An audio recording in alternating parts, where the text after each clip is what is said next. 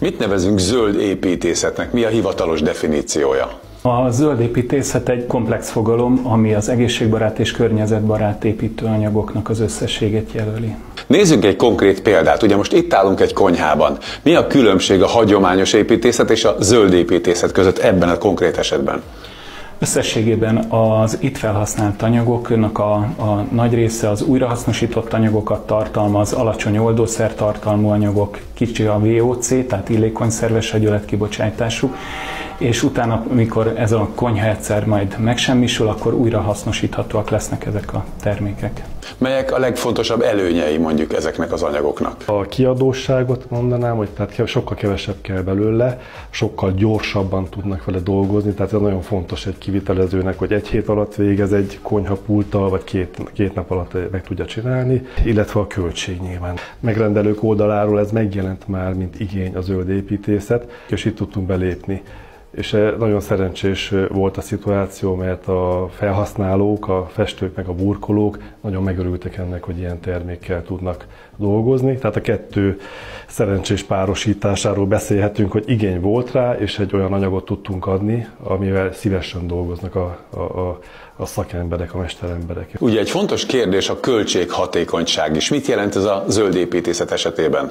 Messze nem olyan drámai a különbség, mint mondjuk az egészségre káros élelmiszerek és a bioélelmiszerek között, tehát egy megfizethető dologról van szó, az emberek nem is tudják, hogy mennyire elérhetőek ezek a termékek. Mivel a zöld építészetben nagyon fontos, hogy egy egészséges anyag hosszú élettartamú is legyen, ezért nyilván jó minőségűnek kell lennie, ehhez jó alapanyagokra van szükség. Tehát soha nem lesz a legolcsóbb, de nem többszörös árról beszélünk, hanem gyakran csak néhány százalék különbségről. Milyen hatással van a zöld építészet az energetikára, illetve a hőmegtartásra? Ez egy rendkívül fontos dolog, ugye egy klímaváltozás közepén vagyunk, és egyre nagyobb problémát jelent elsősorban a túlmelegedés. A téli időszakokban hőszigetelő vakolatokkal, illetve más hőszigetelő anyagokkal próbáljuk a hőt bent tartani, viszont nyáron nagyon fontos, hogy visszareflektáljuk az épületekre sugárzó hőt. Ez megjelenhet a lapos tetőkön, olyan bevonatokat alkalmazunk, ami a 75%-át a rávetülő hőnek visszareflektálja, tehát nem melegíti magát az épületet sem, illetve a városok túlmelegedését is csökkenti ezzel, hiszen nincsen abszorber felület, nincsen olyan hőelnyelő felület, ami hővé alakítja át a sugárzást. Ugyanez épületek homlokzatán is megjelenik egy olyan technológia, ami a rávetülő hőt visszaveri.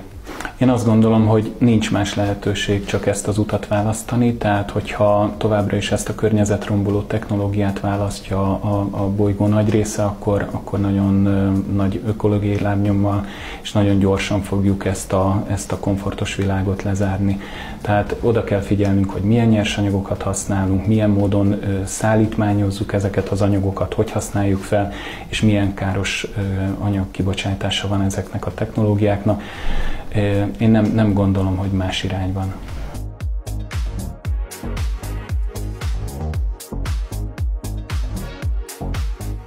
Az építőiparban dolgozóként te naponta találkozol olyan anyagokkal, amelyeket a zöld építőipar használ. Mik a tapasztalataid erről? Én azt vettem észre először, hogy teljesen más állagú anyagok, ezek a bioanyagok.